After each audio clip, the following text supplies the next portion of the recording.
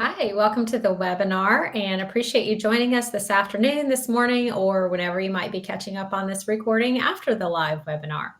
I'm Margaret Wise. I'm Chief Revenue Officer with ActiveProspect, and I'm joined today with Alex Kresovic and Aaron Weiss, and we're going to be talking about the recent McLaughlin ruling and some of the impacts that has on how we are thinking about the overall TCPA regulations, and what does that mean about who's in charge now and interpreting those regulations. So I think some of us still barely off the roller coaster of thinking about one-to-one consent and a bit of the whiplash of what would that mean for us. And now we're kind of being thrown back into how all of this could be interpreted again. Is it at the federal level? Is it at the state level? And so we've invited some of our favorite experts to come in and join us and have a live roundtable about it today. So Alex, would you mind doing an introduction of yourself first? Of course, Margaret, thank you so much for having me again. For those of you who may be joining for the first time, my name is Alex Krasovic. I'm a partner at Manat, Phillips & Phillips. I am a TCPA compliance and class action defense litigator. I have been doing TCPA work for over a decade exclusively. And, Aaron will beat me by this because he actually knows me from my youth. But I have seen the ups and downs of the FCC activity, of all the states and federal courts nationwide dealing with these issues. And I'm really excited to discuss one of the newer developments. Fantastic. And I'm going to stop for just a second and ask our audience to start putting into chat a little bit about yourself, where you're from, and why you were interested in joining today. And while our audience is doing that, Aaron, will you give an introduction of yourself, please? Sure. Thank you again, Margaret, for having me. It's my pleasure to be back talking with you folks and speaking on this topic with Alex, who as Alex indicated, I've been doing this a long time. And for when Alex was a baby lawyer, as they call him, and first started doing this, I got to work with her over the years. So I think I've been doing this, since 2009. So I've seen quite a lot of up and downs here, but I really do think that this decision that we're going to talk about, is kind of like, think of, Mount Vesuvius blowing up, and it's just going to just be a whole. We have to rethink whatever we've known for at least as long as I've been here, for 16 years doing this stuff. Great. Well, again, you certainly helped understand why we invited you here today, and really appreciate you sharing all of your experience and insights and legal advice. I know when I talk about a lot of these topics, I feel like I introduce myself as, hi, I'm Margaret, I'm not a lawyer. So not providing official legal advice. And I know on this webinar is also not official legal advice, but definitely appreciate hearing your experience. So haven't seen a whole lot come through from the audience in chat. We've got Sherry, thanks for responding, who's a content writer and talking about some of these topics. Oh, great. Here we have a few more people introducing themselves. We have Scott is CEO of a multinational outbound agency. We've got Wendy is GC and SVP for a business services company. We've got legal compliance specialist, Kara, for auto advertising, Chad, marketing, fintech. We've got Kelly, another counsel for marketing organizations. So Brad, thanks for joining. Amber, marketing. Looks like we've got a nice variety across the audience here, a lot of marketing and compliance and legal representation. So I'll read a few more off here just as they're coming in. Patrick with lead scores, Sherwin compliance, Jim, hi Jim from Citizens Disability, thanks for joining. Taylor Marketing, we've got DeBella, welcome DeBella. Love you guys, appreciate all of your support and partnership. Kevin Rockoff, hi Kevin, GC for lead marketing. Chris Siebert, hi Chris, VP growth with Home Genius. Thanks for joining, glad to have you on. Wow, we've got a lot. Matt Tillman, hi Matt, glad you're joining. David Evans, we love you guys too. Thank you. David Jones, VP of Marketing, current home, long-term client, and Ruben's favorite. I had to throw that out there for Ruben. Thanks, he'll appreciate that shout out. So a few more coming in. So, oh, hi, Randy. Hola to you too. But we'll go ahead and jump in and get started, and I'll keep an eye on that as well. But definitely lots of interested attendees today. So thanks everyone for joining. To start off, Erin, I'll ask if you'll give us a little bit of background, kind of thinking about this ruling, and is this a rollback of the clock to 5 or 10 years ago? Or we have, as you heard, people that are new and know compliance really well. Some people are marketing, might be newer to the lead gen industry. Will you give us a little bit of summary and bring us up to date, please? Sure. And I think that's a good way to look at it. Is a rollback? Is it, going forward, going backward? What is it? So here's what I would say. When Alex and I know we have some lawyers who may be on the call, there's a whole semester you could take a law school class called administrative law. And in even that one semester class, you probably don't learn everything about administrative law. But I'm going to give it to you in like 5 minutes. So basically, in a nutshell, in America, we have a lot of regulatory agencies. And communications, basically the big dedicated communications agency is the FCC, which was created in 1934, the Communications Act. And all these different regulatory agencies, promulgate rules, make declaratory rulings and the like.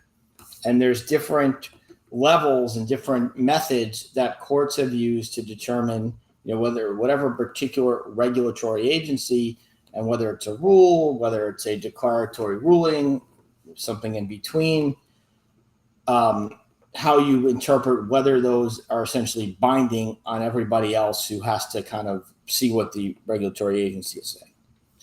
Well, the FCC is one of about 6 agencies that have been kind of given a special kind of treatment. And that came from a statute that was enacted in 1950, which is known generally as the Hobbs Act, because the congressman who sponsored it was Hobbs. And under the Hobbs Act, which was enacted in 1950, the FCC and a few other agencies that are subject to the Hobbs Act, in a nutshell, basically whatever rule or ruling that agency would come up with after a proper notice of rulemaking would be a final rule, and there would be a very limited window, a 60-day period, to challenge that rule. So as Margaret indicated, those who are probably on this call, because I suspect if you're on this call, you're very familiar with the one-to-one rules that were all the rage. That's what all the kids were talking about in 2024. And we all know about the IMC challenge, I suspect, on this call. And that was the type of method where there was a challenge to the FCC rule. It was made within 60 days. It went to a particular court. The rule said it goes to one court. It went to one court. It happened to be the 11th Circuit. And that, the 11th Circuit struck down the one-to-one consent rule. But up until this McLaughlin case came out, 3 weeks ago, that was the only way that a party seeking to challenge one of these FCC rules, again, a plaintiff or defendant, kind of in our parlance, unless the challenge had been made within that 60-day period and the rule had been adjudicated and kind of vacated, then everybody was bound. I don't want to say stuck with, I'll say bound by that rule.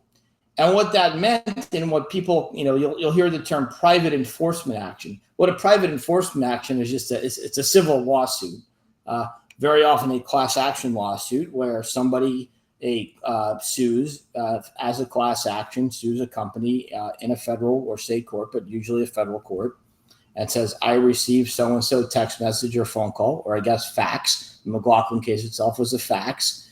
And I think that my receipt of that call or text or fax violated a portion of the statute. That's what they call a private enforcement action.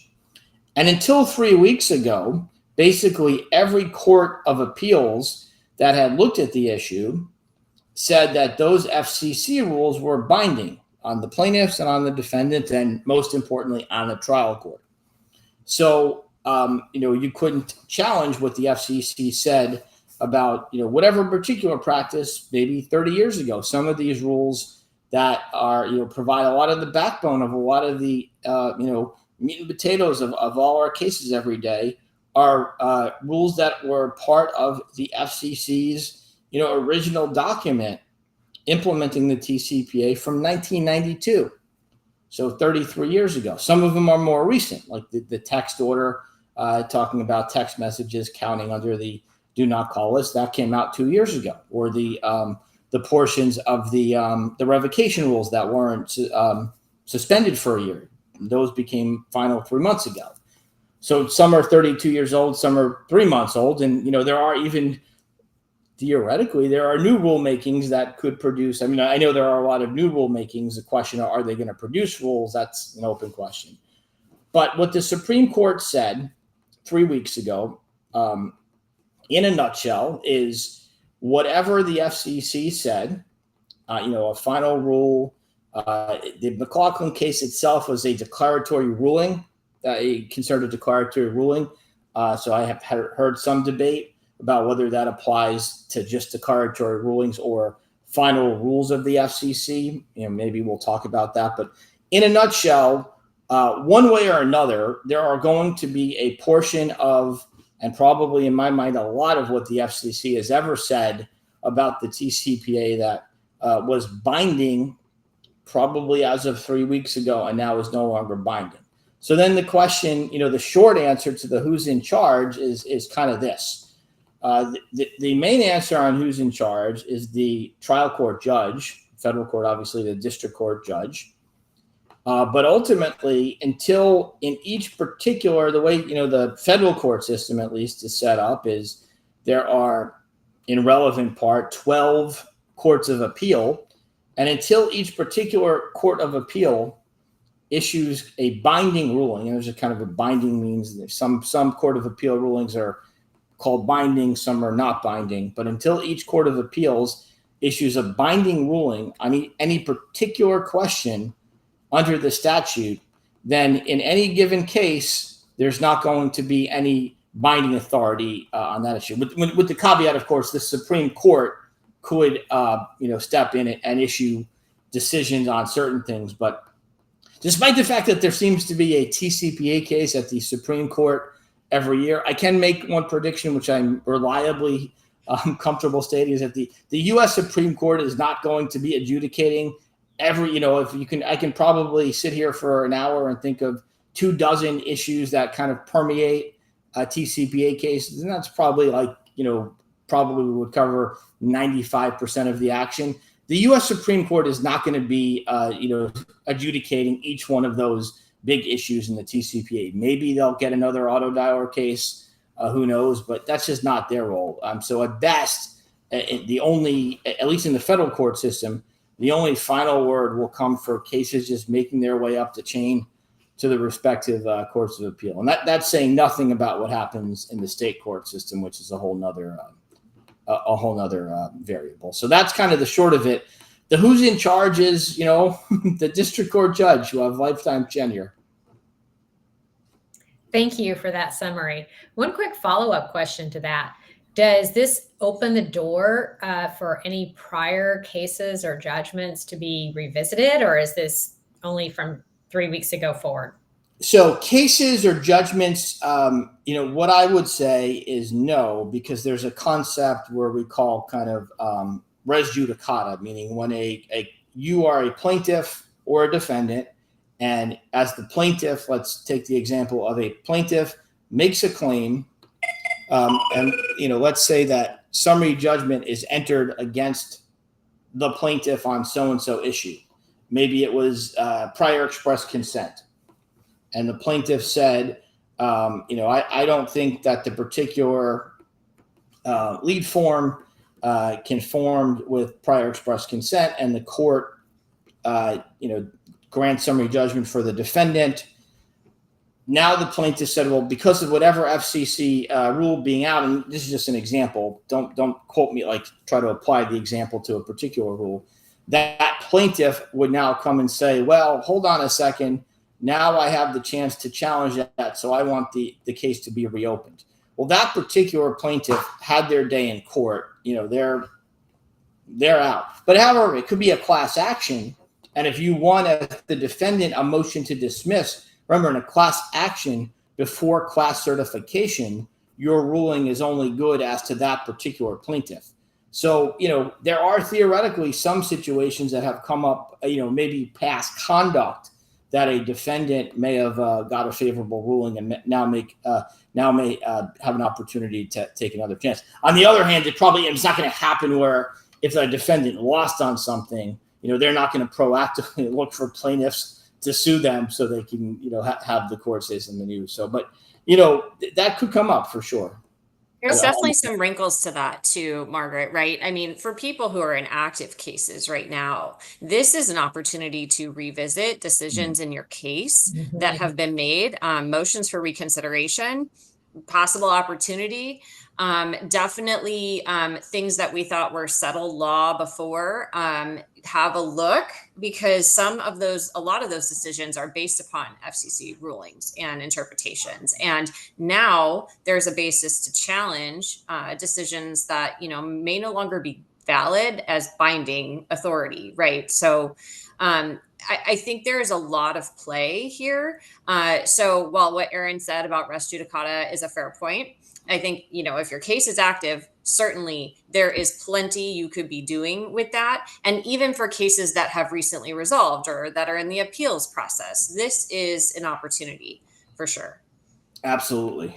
It's a great lead into my next big challenge question, which is, do you think in this there are winners or losers in the context of lead sellers, lead buyers, maybe consumers who just want their rights protected, and then also consumers that are, one of my favorite terms, TCPA baiters. So as you kind of think across those groups, are we at a point yet to say who's coming out ahead or behind on this?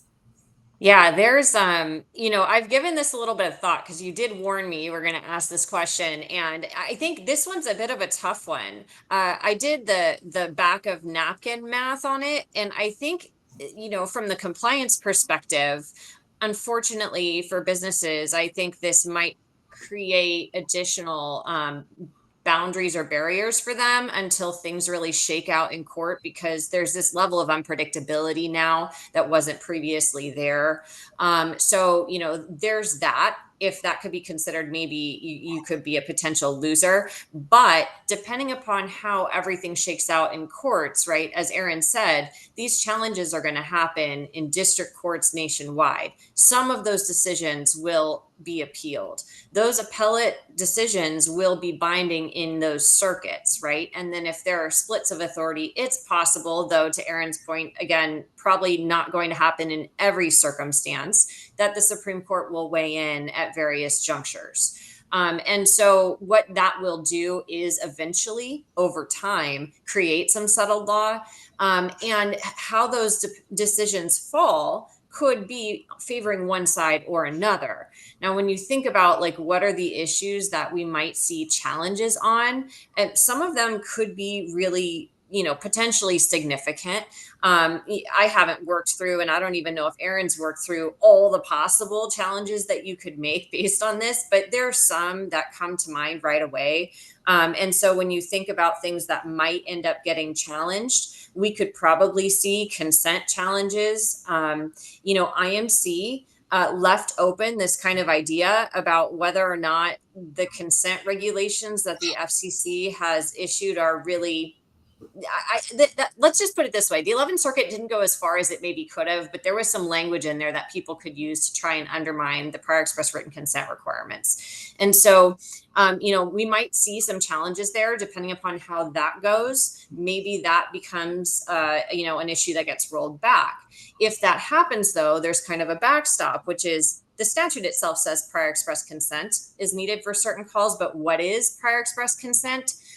There's been kind of an accepted understanding of what that means. That could be express, it could be like implied in quotes, right? And that is some of that based upon FCC rulings. So I think, we're going to see play there, but depending upon how that shakes out, we might find either things kind of stay status quo, in which case, I don't know who wins. Depends on your view of that. But if they get rolled back, maybe marketers have a win, for example, because they get a lesser standard of consent that they would be required to get. So I think there's just a lot to be seen, but there are potential winners and losers over time. Great. When you think about the companies this is something we hear a lot, certainly our customers that are working with us, they are very responsible. They want to be good actors. They want to reach out to consumers responsibly. Does this change anything about what they should be doing? I know there's always varying levels of risk tolerance, right? That companies have to make decisions and balance the idea of what we do to generate revenue versus what we do to be careful of regulations and potential litigation. So I know we're early in this, but would you give any guidance on anything that they should be thinking about doing differently than they might be doing today?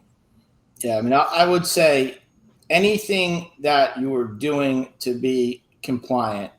Again, I'm primarily at this point talking about TCPA and state law analogs. I know that probably covers,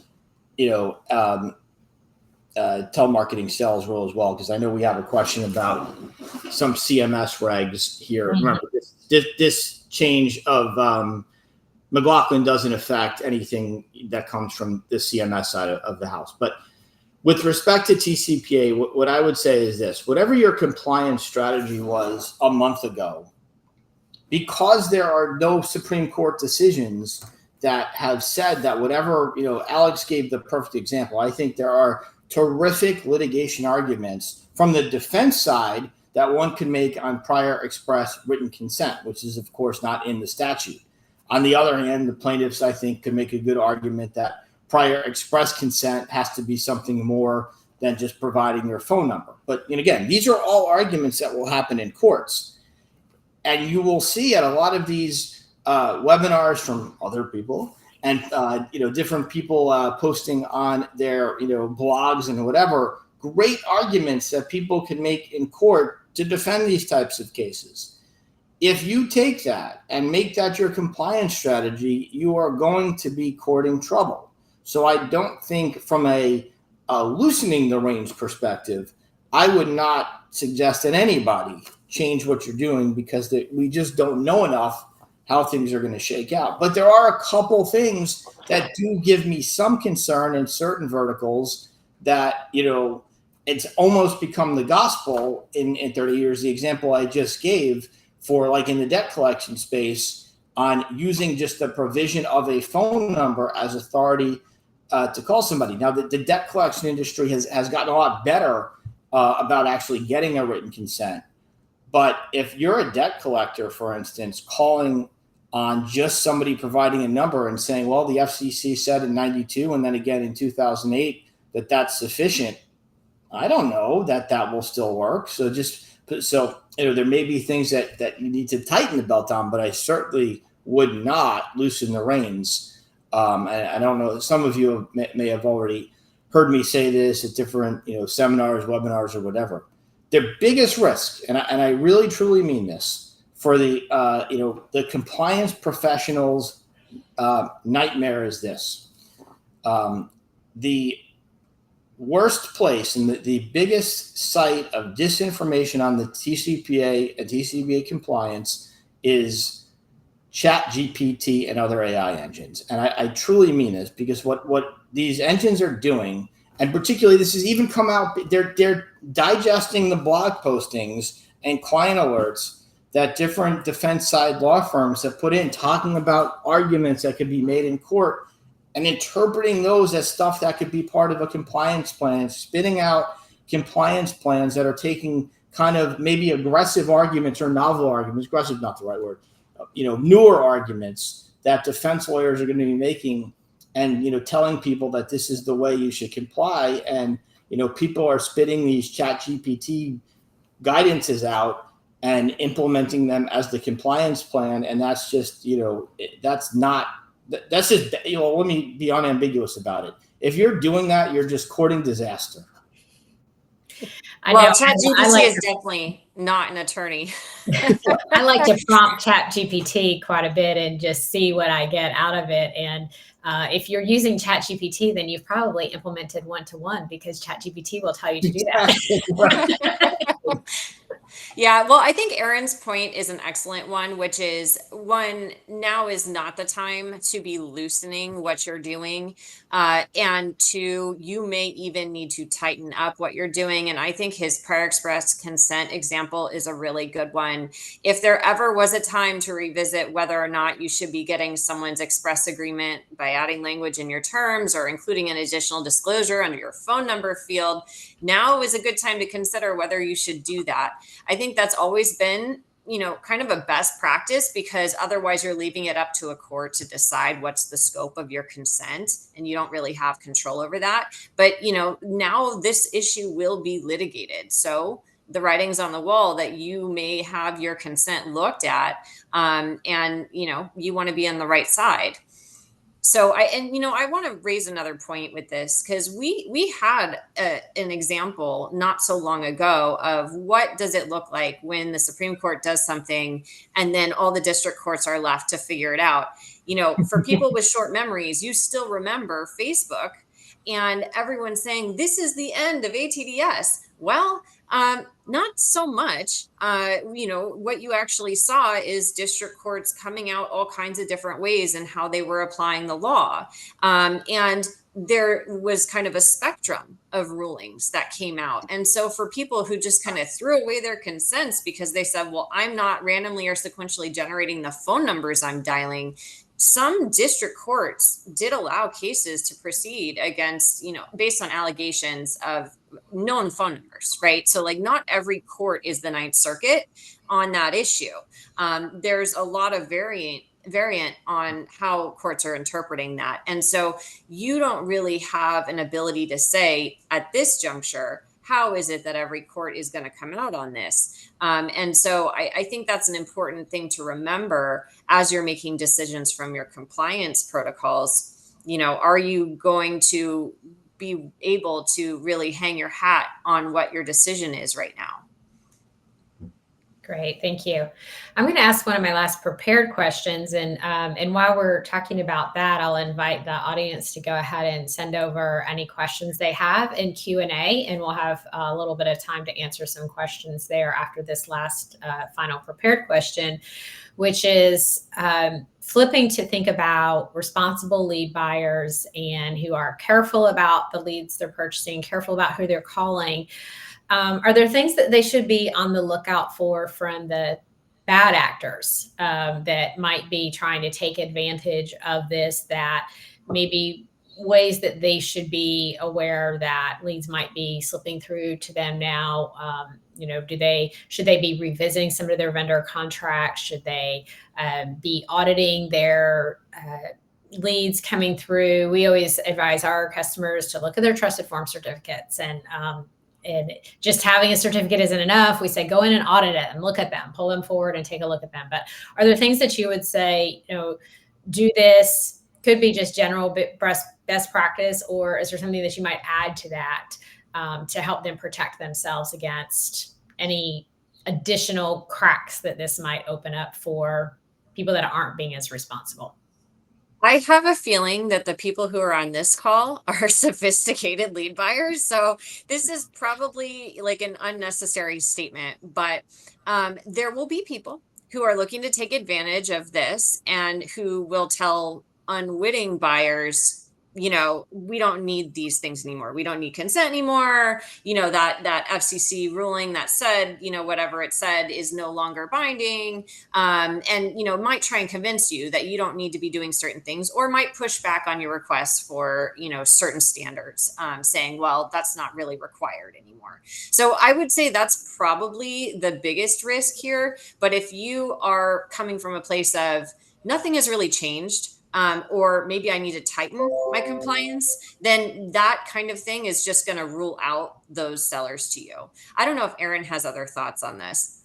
No, I mean, and I've thought about this, for a lot of the different, verticals and for way people are acquiring phone numbers. I guess what I would say is there's, a lot of this stuff gets kind of complicated. So so I've talked with some folks about what does everybody think of, warm transfers with an oral handoff. And, one would say, well, that, you may have a problem with that being written. And we know that there's aggressive interpretations from, we're not aggressive, arguments that different plaintiffs' lawyers will make on how the oral handoff could be a problem. And, you may wind up getting opinions saying, well, that comes, the written was written into the statute by the FCC.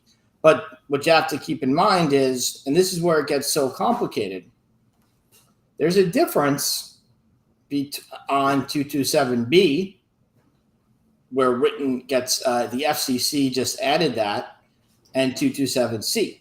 Because in 227C, prior express written invitation of permission, remember, 227C, those are the do not call category. That authority that the FCC had is delegated authority to basically go out and make whatever rules you think work. So that's where it gets very complicated because, everybody says TCPA and thinks of it as kind of one monolith of a statute, but it's going to become very important to understand for each particular type of regulation that's challenged, what's the source of authority for the FCC rule? And there's probably going to be a lot more, I think, deference. Probably the FCC regs and rules will have a wider berth for those that were promulgated pursuant to a specific granted deference. Now, obviously, within the granted deference, the FCC had to actually act within the deference. So the arguments people have made on the do not call claims, for instance, that residential calls, should those include calls to cell phones? And there are cases that say, no, the granted delegation was only for regulations covering residential numbers, and in 1991 that meant landline. So I think the short of it is, to get back to the question, is a long tangent, is we just don't know, right? There's somebody is going to figure out, whatever argument that people are, whatever good legitimate business practice I think that responsible lead buyers are using, somebody is going to figure out that edifice is, kind of, there's some FCC reg that was issued, in the 1995 or 1997 or whatever. There's a lot of FCC regs and, kind of exploit something. So I would just say, just continue to be diligent. A good written consent is always going to be the best medicine. And then a good written consent only gets you so far, because if you don't check against reassigned numbers, then you're going to have that exposure out there. So that's what I would say. Be diligent. So, thank you. One of the questions getting upvoted in our Q&A is, I know this is another recent development, is where does the Texas mini TCPA amendments fit into all of this? Well, the short of it is nowhere. I mean, that's so there's, in a nutshell, I mean, let's hypothetically say, you think there's some great argument, and now whatever consent problem you were afraid of or dealing with, you have a terrific argument, and within 6 months, every court of appeal is going to say, express written consent is not required for 227B claims, at least. Well, whatever that happens, Texas and every other state will still remain free to issue whatever regulations they want. Aside from one case in 1995, there's these preemption arguments have never gone anywhere. So, that's the important point is everybody in this space has to continue to be diligent and see what's going on in any states they're, conducting marketing into. So, I mean, obviously where I am in Florida, everybody here probably remembers the craziness that we had, particularly from 2021 to 2023. And then, I say even there continues to be issues because it kind of got, and I'll kind of use it as an example.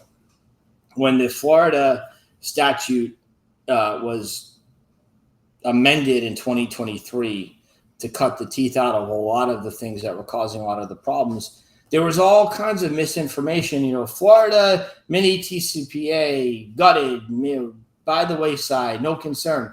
Well, there's still a lot of things there that continues to be a concern. So, and there are a lot of lawsuits on it.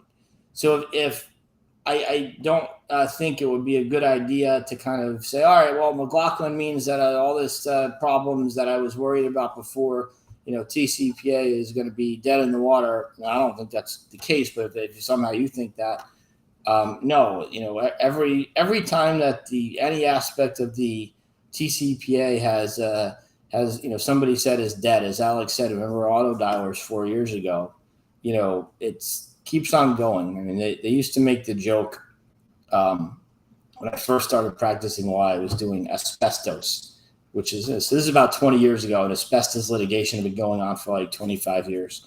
And the joke, it's a sick joke because asbestos is, people die from it. But the lawyers at the asbestos conferences, they would say, you know what the next asbestos is going to be like?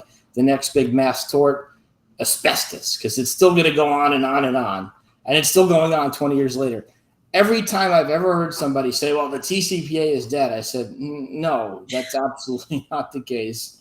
It's still going to go on and on and on and on. I mean, I was just speaking at the Florida Bar Conference on, something, and somebody said, well, are you still going to have a job doing all this stuff in 5 years? I said, yes, and I think that's a dumb question.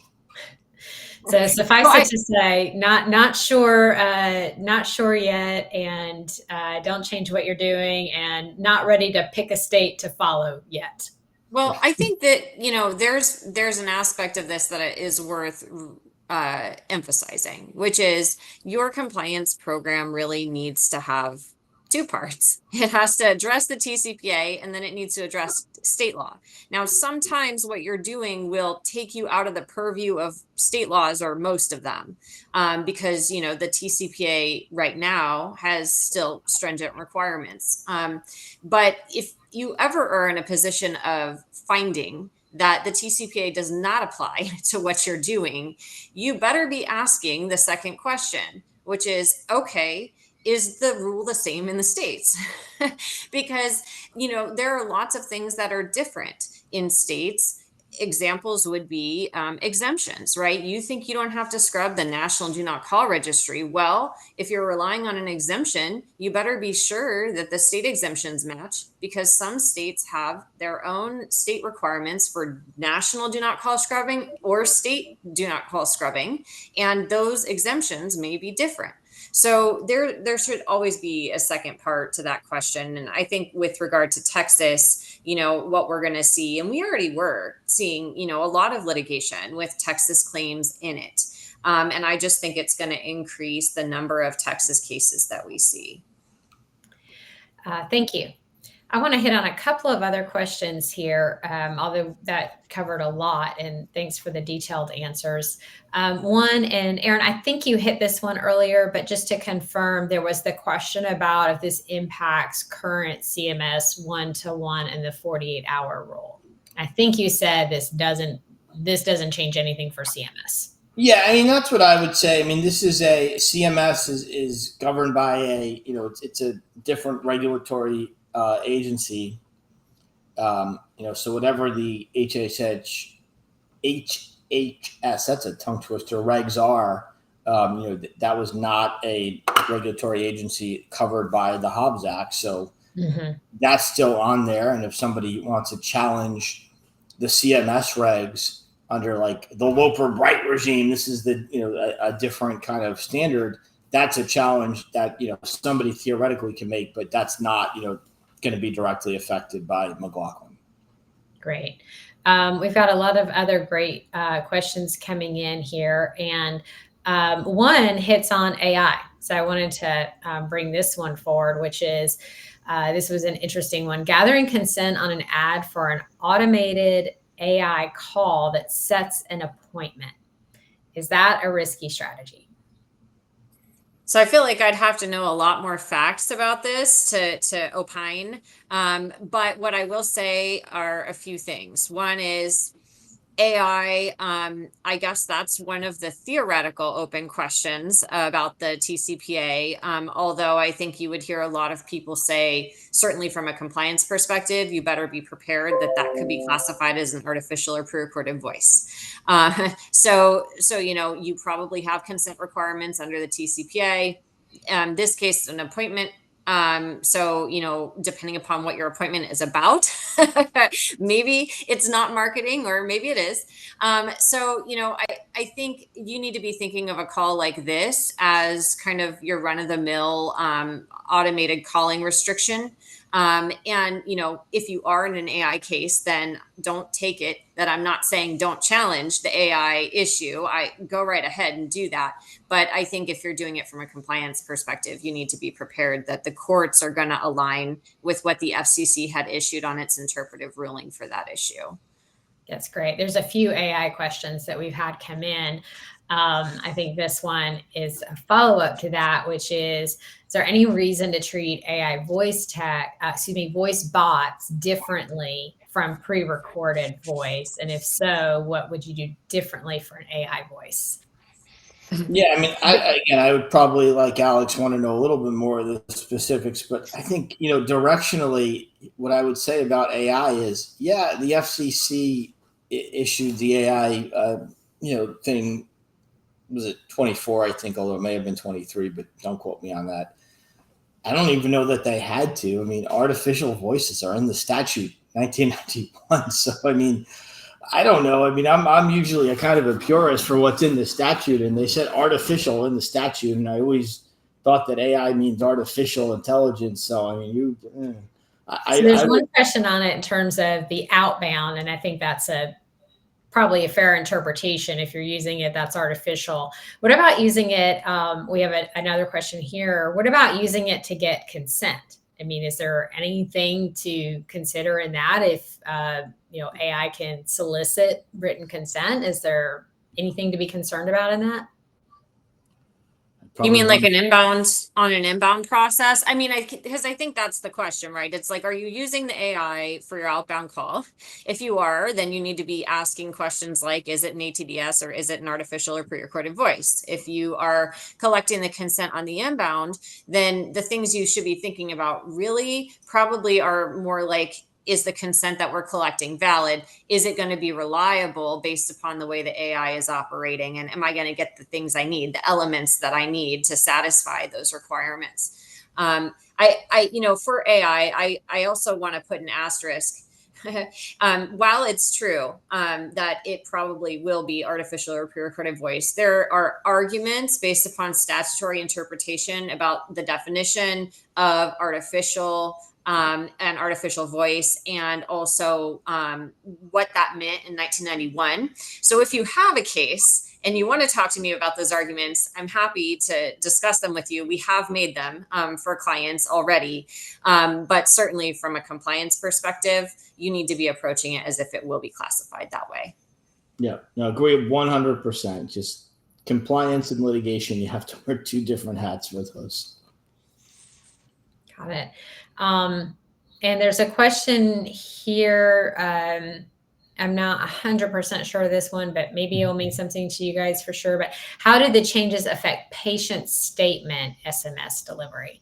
So I'm thinking that's healthcare related and sending that. So the biggest one, text or consent. I don't think anything's changed in how texts are viewed.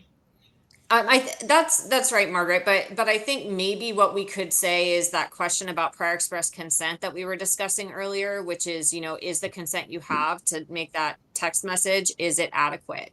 If you're relying upon a phone number provided to someone else in that patient relationship, perhaps a health plan and you're the provider, you should be asking questions. You already should be, but you definitely at this point should expect that the prior express consent issue could arise. So like, is your consent scope enough to cover what you're doing? As the sender, are you the person to whom that person anticipated their consent was being given?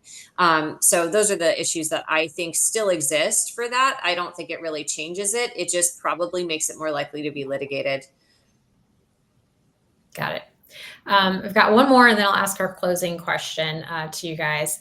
And the one I'll ask before that is, I think this is a really interesting question, is there a good place to track the litigation or the litigator's recent activity? So if we're having a good conversation, we're talking about, hey, there's going to be a lot to be watched. Is there a good place to watch for that? I don't know if Erin wants to answer this one. I will say you can lean quite heavily on your TCPA counsel. We are keeping an eye on the developments. We are watching for trends. We will be able to tell you this information. I know a lot of us probably send alerts out to our clients about, important developments. Certainly if any of this percolates up into binding decisions, or we're seeing, a big sweep, we would probably say something about that. But, I do think that if you're asking questions like that, have a conversation with your outside counsel. And then there's lots of resources online, and not ChatGPT, but from reputable TCPA firms. And you can follow those developments as well. Yeah, I would agree with that. There's a lot of information out there. It's, whether it's all collected in one source, that's probably a different conversation. But there is a lot of information out there.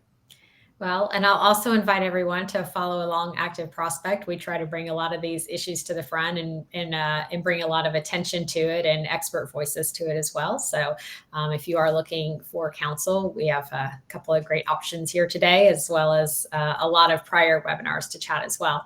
So that'll kind of lead me into my last question that I think is an interesting one. Also, we know, well, I think that there's a sense that the changes from the originally planned one-to-one consent regulations were changed, and that was a correlation to a change in our administration.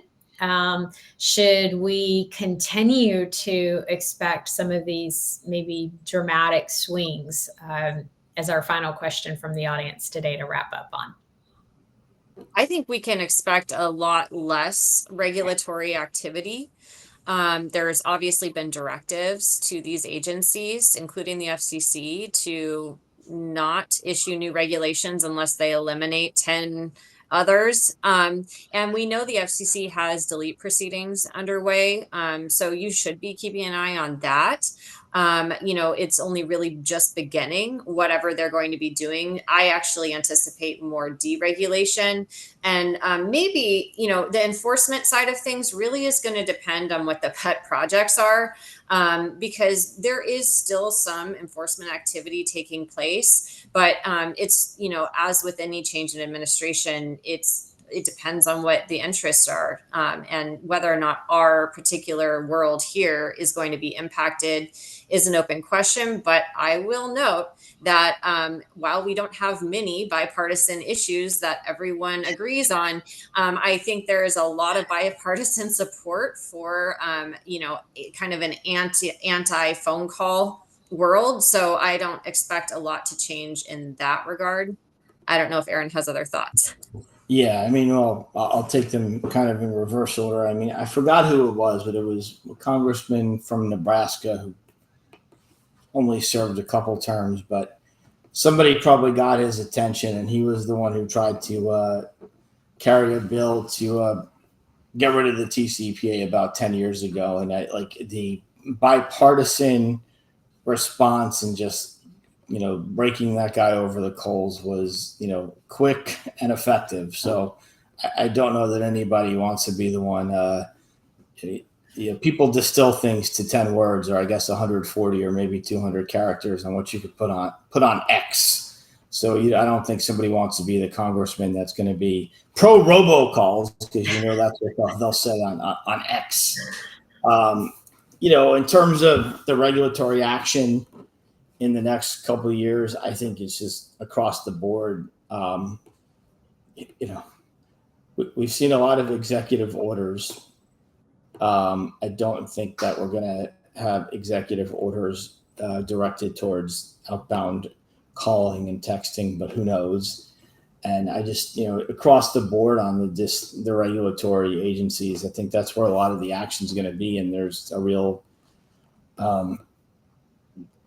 encouragement for the regulatory agencies not to be issuing new regulations. And I think on enforcement, look, I think my take on it, and others may have other thoughts, but on TCPA, I think you'll continue to see, particularly states, use TCPA as a claim, as kind of what I call an accessory claim to some conduct that, if objectively my grandmothers would have looked at this conduct, some scheme, the snake oil salesman, the TCPA has always been a useful tool to state regulators for coming after the snake oil salesman, because the person selling snake oil, whatever the state reg may be, they may not be able to get actual, more than actual damages or whatever.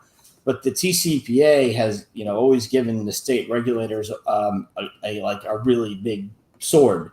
So they like it for that. It's not so much that the state regulators are using it to target, people for making phone calls or text messages, and that, they may be doing something very legitimate and selling a product that everybody understands there's nothing wrong with, but they happen to be doing it by selling by text messages or phone calls. So I think you'll still see a lot of that.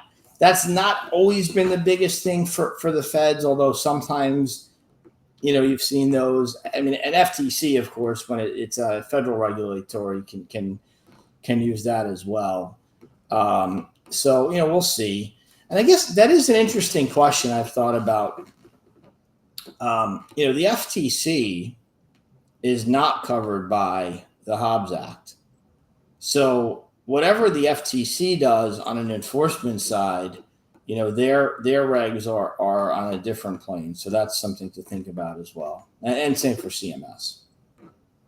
Well, thank you guys very much. I think the high-level summary takeaways are, it's a little bit early to tell for sure. Continue to be safe. Make sure you have trust and control over leads you're acquiring. Make sure you've got control over the consent and you've got record keeping of that consent. Continuing those best practices. And I think always staying on the right side of it in terms of responsible reaching out to consumers that are expecting to be reached out to for the reason that you are reaching out. And I think if you stay within those guardrails, it sounds like stay the path, stay responsible, and in the long run, probably be okay. So thank you guys very much for joining us today. Appreciate the time. Thanks to our audience. We'll post a recording of this, and we'll have a blog recap as well, and try to hit any answers that we didn't quite get to in the Q&A. We'll try to make sure we include that as well. So thanks everyone for joining today.